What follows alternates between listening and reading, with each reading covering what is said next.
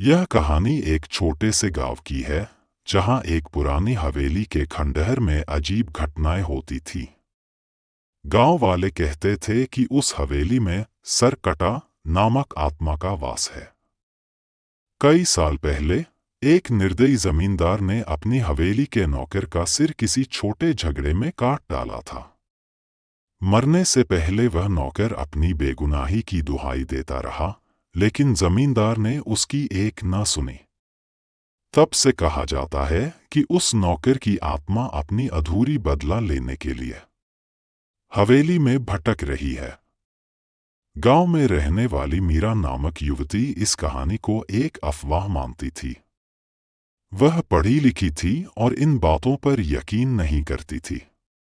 एक दिन उसने अपनी सहेलियों को चुनौती दी कि वह रात में अकेले उस हवेली में जाकर लौटकर दिखाएगी। सहेलियों ने उसे रोकने की कोशिश की, लेकिन वह नहीं मानी। अगले दिन की रात चांद बादलों के पीछे छिपा हुआ था और हवाओं में अजीब सी सरसराहट थी। मीरा अकेले ही उस हवेली में पहुंची। हवेली में अंधेरा और सन्नाटा था। अंदर कदम रखते ही उसे अजीब सी ठंडक महसूस हुई। अचानक उसे लगा जैसे कोई उसके पीछे खड़ा है। उसने मुड़कर देखा, पर वहां कोई नहीं था। मीरा ने अपनी हिम्मत बनाए रखी और आगे बढ़ी। तभी एक कमरे से धीमी धीमी आवाजें आने लगीं।